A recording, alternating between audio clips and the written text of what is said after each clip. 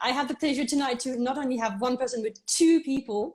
And you are the co-founder of Cucumber, which you founded in 2017.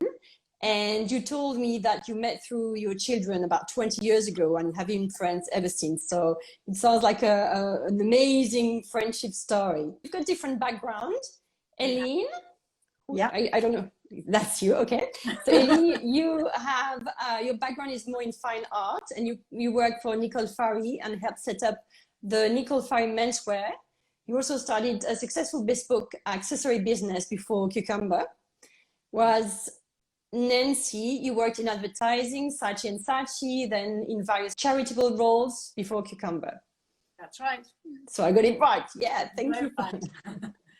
So tonight we're going to discuss what to wear during menopause, because for a lot of women, this is actually an issue because of all this, the hot flushes and night sweats. So how did you come with this idea to start Cucumber? I would say probably the biggest driver was the fact that both Nancy and I like to be physically active. So in fact, I've just come back from swimming on the heath. I've cycled up to Nancy's house. Nancy loves to play basketball. She had a massive game last night. She loves running. We like going to the gym. I love doing yoga. We just do lots of different, we just like being physically active, really enjoy the buzz that you get from that. And one of the things that we found is that the clothes that we wear when we are being active, whether it's leggings for running, or whether it's you know, a little sports bra when you're doing yoga, hot yoga, what we found is those pieces of clothing were so comfortable. As soon as you got a bit sweaty, the sweat wicked away, it never got crushed. You could just chuck it into a cold wash, it'd be dry within a couple of hours. And we thought, why on earth don't we have clothes like this for every day? So that's part of the conversation. So the other part was, at the time, you know, late 40s, early 50s, we had a lot of friends who were just beginning to go through, to start their menopause journey. And some of them were really finding it difficult. So they're really struggling. As you know, I think about 30% of women do have very severe symptoms as they go through the menopause. Particularly sleeping at night. Particularly sleeping. And so we thought, do you know what, this would be great for any woman. It would be particularly good for any woman who's having hormonal fluctuations at whatever time in her life, because obviously the menopause doesn't just always affect women in their 40s plus. No. You also get hormonal fluctuations when you're pregnant, when you've given birth, during monthly cycles, and quite frankly, even when I mean, my father lives on the west coast of Canada. Right now, he would be very happy wearing Cucumber because they're having this terrible heat dome. And so that was kind of where the idea started. It was a melding of all sorts of different thoughts and different processes, but that was really where it started. Yeah, and I would just say that, so we spent about 2 years researching fabrics. So we had loads of different samples sent in, we made things up, we tested them all, because the whole point of us is our fabrics. So it's very important that they do what they say on the tin. So it was really after that and researching the market and making sure we felt we had that niche that we decided to go for it. Can you tell us more about your fabric, or is it a bit confidential? No, we use different fabrics. Essentially, they all do the same in the sense that, well, 3 of them do the same, and they wick away all the sweat and odors to keep you cool and dry, and they're anti-crush and they're easy to care for. And the last one, it works in a different way, but it still has all the same attributes. And that one is actually, it's a top I'm wearing. This is our 37.5. So it has this amazing volcanic mineral technology in it, which is embedded into it. And instead of wicking away the sweat and odors, what that does is it's locked in and it's only released into the wash. It lasts for the lifetime of the garment, but it's so when you wash it, it sort of releases that and goes away. But actually, because everything is either wicked away or, as in this garment, kept in, you don't really have to wash our clothes. You only really wash them when they get physically dirty, because they're not smelly and they're not creased. So you just don't need to. And I think that's something that's quite challenging, because we're so used to modern conveniences. We're so used to washing things, particularly if you're wearing a cotton top, you know, because you get hot and sweaty in cotton. So, you know, sometimes, I mean, it sounds horrible, but sometimes I'll wear, I mean, I'm often wearing like our cami top. I'll wear it to bed maybe if I'm a bit hot. And then I might wear it under a shirt or a jumper the next day. And really, it can go for a few weeks without a wash, because you just don't need to. Yeah, well, actually, I can say the top that I've been wearing this morning, I've been wearing it all day. So I've worn it on a speed walk this morning. I've worn it on a very hot bus, going to a fabric exposition this afternoon with Nancy. I wore it cycling back from Regent's Park. Then I've cycled up from my house in Islington to the Heath, gone for a swim, and I still feel perfectly uncrushed, presentable, and quite frankly, very cool wearing it right now. So really, that is the point of our closing. Yeah. It just takes one worry, one problem, one kind of thing in the back of your mind off your plate. If you're busy rushing around, you don't need to worry about being crushed, looking crushed. You don't need to worry about feeling sweaty and hard. You don't need to worry about feeling a bit smelly. And also changing between activities. I mean, I wouldn't wear our clothes for a sort of, I don't know, a big, massive workout at the gym. But if I'm walking the dog, or if someone's taking their kids to school, we've got a Zoom meeting. It's that kind of space that we're filling. Amazing. We like to think so. No, it's really amazing. So how did you come up with the name cucumber? Is that because cucumber is made up of a lot of water, or I'm just actually, imagining? No, the first person you said it's well, in English it's, you know, cool as. So we had a lot of different names we were thinking, and some of them were sort of very pretty names and sort of girly names. And actually we wanted a name that said what it does, you know, so instantly people get it, and generally people do, because cool as keeps you cool as a cucumber. It's an English phrase. Oh, so you're both in London? Yes. Because it says made in London, as in not only designed in London, but also produced in London. We do everything within a 5-mile radius. Wow, it's amazing. It hardly happens these days. Yes, and I think there are lots of reasons for that. And I think the primary driver behind making things overseas is financial. Yeah. Economically, it's generally cheaper to make a lot of things, make them in bulk, make them overseas, then ship them over. Pile them high, sell them cheap. Yeah, pile them high, sell them cheap. But actually for us, we've tried really hard from the very beginning to be thoughtful about the way that we produce things, how we make them, how we package them, how we send them, what we make them, you know, all through all the different levels. And you know, we are not perfect at all, but we are trying to be as sustainable as possible. And you know, we'll keep trying. And at different stages, we change different things. As soon as we thought, oh gosh, that isn't quite right, we need to change that.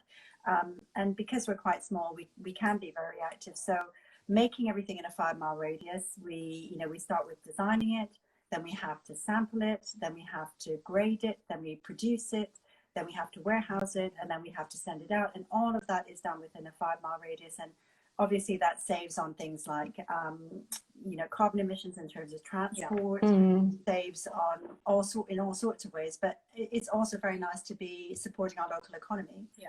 And to know the people who work for us. You know, we know our factory really well. We know the factory dog. You know, we've been invited to their barbecues. We feel, you know, it's not just transactional, as in they have a vested interest in us and we do in them because we know them as people, which I think is nice. I mean, the only thing outside of the 5-mile, obviously, is our fabrics. Sadly, aren't made in that 5-mile. We do import our fabrics because at the moment nothing like what we use is made here. But once our fabric is here, we do everything within a 5-mile. And also because we don't live very far from each other, that helps with the whole process as well. Yeah, we can walk or cycle to each other's houses generally, and that makes you know, that's A, it's very nice, and B, it's just better, really. So where is your material produced? So we have, as Nat said, we have 4 different materials, and they're all from 4 different mills. So what really happens is, because our fabrics have a special technology, the companies that produce them are all American, but the mills are dotted around the world. So at the moment, most of our mills are in Asia. We're really hoping to move that to Europe. We've got a new fabric we're experimenting with at the moment, and hopefully we'll be going forward with that, which is a European mill manufacturer. But we're always looking for new fabric innovation and new technologies, because there are some amazing things happening out there. And there's a whole space at the moment, particularly on sustainability, but that's not enough for us, because yes, sustainability is important, but our fabrics have to do what they say. That's really more important for us. So that's the first tick, and then it's trying to find a sustainable fabric within that mix. So yeah, and as Ali said, we were at a special fair today, and anyway, we're excited that we've got these 2 new fabrics that we're looking at, and hopefully one of those will be launching some new pieces with. That's great. So how was last year? Were you impacted by the whole lockdown, or were you still able to ship, because Asia is like impacted? Yeah, yes. Absolutely. What a roller coaster ride. But you know, it's really interesting. It's one of those things where either you get drowned by the wave or you try and ride it. And we tried to ride it. And I'm not going to say it was easy, but I think Nancy would agree with me that actually we spent a lot of last year very fruitfully. Yeah. We had a bit more time to think through all sorts of things. Before then, it's just been a headlong rush. Yeah, and running there's just this two of thing. us just doing stuff. So Yeah. it does give you time to sit back and think and look at the bigger picture. And I think one of the, I mean, and often like in pandemics and things, there's some really positive things that come out. And one of them was that we've been planning to do some focus groups. We did some before we launched. We wanted to do some again, find out what, we're very keen to have a community and talk to people who are in that community about what they're looking for. And anyway, we decided to run some more focus groups. And because of COVID, of course, everything was on Zoom. But it meant we had customers chatting from around the world. You know, we had Iraq, we had America, we had outside London. Whereas had it not been for the pandemic, I don't think we would have thought about that. It would have been people who could get to our homes to do them. So there are lots of positives that came out of it. You know, little things like that. But in future, we'd still carry on doing in a certain way that we may not have done before. Because you did all these focus groups, why do you think women love your collections? Because I really think, as Nancy said right at the beginning, we are fabric-based brand. So we are not high fashion. We're not Dior. We're not Gucci. We're not trendsetters. We are those pieces in a woman's wardrobe that on a day like today, you just think, I just want something comfortable that makes me feel good. When I look in the mirror, I know I look nice. If somebody comes to the door, or if a friend says, let's go for a coffee, you know, you're not wearing some old thing that looks terrible. You look the pieces next to your skin. Exactly, but it's all about the fabric. So they're all the pieces that make you feel good, whatever you're doing it, really whatever you are. You know, some of our pieces you can easily dress up and wear out in the evening, but it just means you don't have certain things to worry about. And I think as a woman, there's so many things that we're always juggling constantly, whether it's, you know, your job, your children, your partner, your parents, you know, just life, that taking that thing out of the equation. One less thing to think about. And not only one less thing to think about in terms of what you're wearing, but also how you care for it, because you shove it in the machine, quick hand wash, whatever, no eye, no tumble dry, you know, it's easy. I love this comment here from One. We're so delighted that our clothing has helped you. Yeah. We do have a lot of customers actually who live in hot climates because we're perfect for that. And actually, in normal times, in inverted commas, we're perfect for travel because obviously aeroplanes get hot and cold and, you know, you get crushed. So the idea is you put something of ours, I'll get on the plane and you're ready to go when you come off. Yeah, I understand you sell internationally. Is there one country where you sell most of your products? Or which one? Aside from the UK.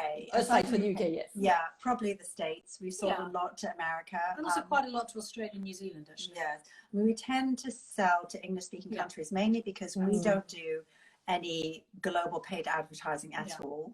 And so really in terms of people finding us, I think it really has been through digital newspapers or digital magazines. So if the Telegraph writes about us, the digital bit goes out around the world to English-speaking readers. Times, or you know, we've been in quite a few newspapers and magazines. So somebody in Australia might read it, somebody in New Zealand, somebody in Canada. But I'd say America for the moment has probably been the biggest second market. But we have sold all over the world. We sold to South Africa, Sri Lanka, Iraq. Yeah, and obviously all over Europe. Yeah, although Brexit doesn't help with that. Yeah. And it's all staying again today. Who knows how it's all working out. What we've done is on our website, we've set pages as little collections so that for those people who are coming, say they're traveling, say they're suffering from symptoms of the menopause, say they've just had a baby and they're breastfeeding, they can go to those pages and find things that we think would be most suitable for them. Having said that, all of our pieces are suitable for somebody who's suffering from hormonal fluctuations because all the fabrics work in the same way. But they're just a few pieces. The pieces on that page are the pieces that we think reflect those customers who've come back and bought those pieces time and again, and they probably are from the sort of perimenopause or menopausal cohort. So those are we'd say like the big favorites of that group. So when are your new materials coming out? Your new collection with the new materials, because you mentioned them. Are we allowed to say it now? I think we should announce it now. Announce it now. Here. You heard it here first. Called Thank you. Yeah, so it's called Loan to Own. So it is the idea that you can, for instance, if you think, okay, I really love that t-shirt. It's £79. I'm not sure £79 for a t-shirt, is it really for me? You can then join our Loan to Own program. It hasn't launched yet, so don't look for it yet, but it will be launching soon, in which case you pay a nominal fee on a monthly basis. At the end of 6 months, you know, you paid for it, and so you can keep it. If at any point up to the end of the 6 months you think, do you know what, I don't think it's worth it, then you're out. you paid a certain amount, but you don't need to pay the rest, you can return it. Because I would say for us, one of our challenges is price, in the sense that our fabrics, the technical fabrics, are expensive raw materials. And for us, it's very important to always pay fair wages. And, you know, a lot of companies talk about sustainability. For me, nothing's sustainability if you're not paying a fair wage to the person who's making it. Especially if you employ people in the UK around London. Yeah, absolutely. Super so expensive. That all adds to the cost of something. But for us, it's about, you know, that is the package we want to do. We wouldn't be comfortable elsewhere. So, but, you know, obviously that does add to a price. And for some people that can be, it's trying to get our pieces into other people's hands so they can feel the fabrics. Because I think as an online fabric-led fashion brand, what is difficult is getting people to really believe that our fabrics are as amazing as we say they are, because they feel fantastic and soft. They really work really well. But, you know, you have to take that plunge. So it's a way to encourage people to take that plunge. And we do have a very high repeat customer rate. So I think that proves that a lot of people do feel it's worth it. And combined with a very, very low returns rate. So, you know, for most people who don't really know, obviously, but in e-commerce, especially in fashion retail, the returns rate can be anywhere between 20 up to 50% of things get returned. Which is, you know, this whole thing, you buy 5 and you return 4 of them. We've all been guilty of that at one point. But our returns rate is somewhere between 2 and 4%. So it's incredibly low. So we find that once people buy us, they think they love it, and then they come back again and again. But it's just that initial, you know, that initial barrier of taking the plunge. But I think also because our pieces are not those high, they're not the star of the show. They're not those high fashion pieces that you're going to go out and think, wow, that is amazing. They're the pieces to support the other pieces in your wardrobes. It's about making the rest of your wardrobe work harder. And you don't have a store, a physical store anywhere? No, but we're stocked in a couple of concept stores around Europe. So there's one in a sustainable concept store in Amsterdam, and called Six and Sons, and another one in Berlin called Stay. And we also have some pieces in the Four Seasons in Hampshire. And spas and lifestyle stores work very well for us because we're not high fashion. We're a lifestyle brand. We find those areas are very good. But nothing in London? No. Every so often we do pop-ups and things, but nothing. Okay. So it's been 4 years now? Almost. In September. Oh, okay. Yeah, in September. So almost the 4th year anniversary.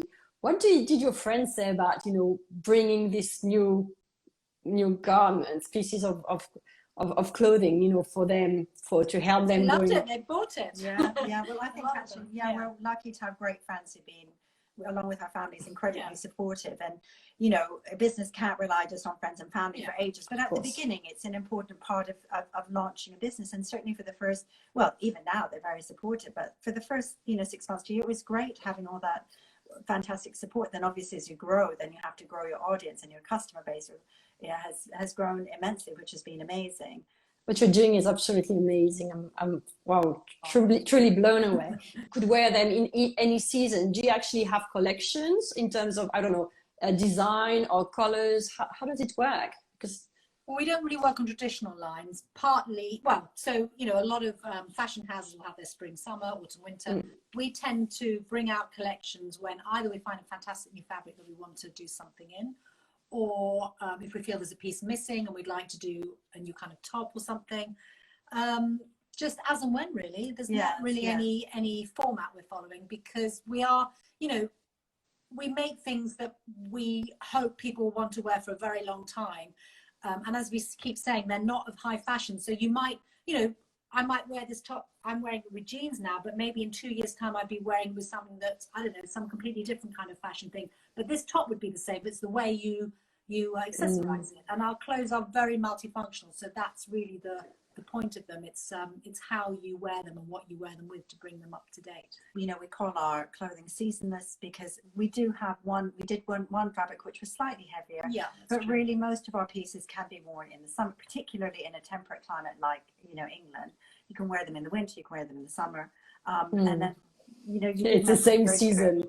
Yeah, exactly. With collections, we are hoping to bring out a collection before Christmas, because we are very excited about these 2 new fabrics we found. They're absolutely lovely, very sustainable, and just they feel so gorgeous on. Again, when we can travel say you're going for a long weekend somewhere, you could take, you know, 3 or 4 pieces and you've got lots of different outfits, and you don't have to worry about washing them, because unless they get dirty, you just don't need to. And even if they do, you can just give them a quick rinse and they're dry so quickly. So basically, it's like having. That's exactly what I was going to say. It sounds like a capsule wardrobe. You don't need many items because they could do mix and match everywhere. Things. Yeah, you just need some great accessories, and obviously maybe your other favorite pieces that you want to throw in there, but you don't really need very much. And I think I'd say also, because we're kind of timeless, we haven't so far anyway done prints and things like that, because then they can date you. So maybe you'd want to print from something else, but maybe one day we do one, but for the moment we feel like that's too much, then putting that print at a certain time, at a certain point. In terms of coming back to menopause a little bit, so you said that your friends were suffering symptoms. Do you mind sharing what's been happening to you? Because you seem so active, and we know that active women don't get any symptoms. So is that what's happening? You're getting busy with your mind, busy with your body, and you don't suffer anything. I think that this looking, because we've done a lot of research into all sorts of things, into all our different customer bases, and one thing that we found out is that with women going through the menopause, 30% of women seem to suffer from bad to extreme symptoms. 30% of women suffer from mild to moderate symptoms, and 30% of women don't really seem to suffer at all. And I'm afraid, touch wood. Yeah. No, it's great. Honestly, I'm for everyone, not suffering, just sharing that, because the message in the media is like, we will suffer, you need HRT. And I'm like, the message in the media is the little old granny sitting there with a big fan. I mean, for me, my biggest thing is actually, I love hot drinks, and I find now if I have a hot drink, about 20 minutes later, but then that goes. But if I've got my cucumber on, it's fine. I mean, our clothes are not going to stop you getting hot flushes. They're not going to stop you getting hot and sweaty. The point is you're not soaking wet after. It dissipates, and then you just go back to actually that reminds me, because when we at the beginning, when we were doing all this research in different areas, I remember there's one woman who was saying that she had to wake up 3 times a night and change her clothes 3 times a night, and it was unbearable. She couldn't sleep. She felt terrible sleeping next to her partner. It just was so awful, and she was delighted to have clothes that she could sleep in all night, because she might get very hot, she might perspire a lot, she might feel wet, might even wake up, but then she can turn over and go back to sleep. She doesn't need to change anything. Would you have any tips? I mean, obviously this client sharing a tip, that's a tip. Your items just really helps with managing symptoms. Do you have any other tip to share? I mean, obviously, I think all the things we all know, isn't it? You eat a healthy diet, exercise, all those things really do I personally think really do make a difference. Having said that, we're not angels. I mean, I love to have a drink, all those sorts of things, but it's all in moderation, isn't it? And I think it's also understanding that everybody is different, and that whichever group you fall into, whether you are suffering a lot or you're not, different things work for different people. And we're having this discussion earlier, which is that we remembered that one because we both have children, and that when you're pregnant for the first time, some people have very strong ideas about how you should and shouldn't give birth, you should and shouldn't eat, how you should and shouldn't feed your child. And actually, the reality is every baby is different, every mother is different, every birth is different. And it's got to be what works for you, and what you're comfortable with. Exactly. So, for some women, HRT is the answer. For other women, it really isn't,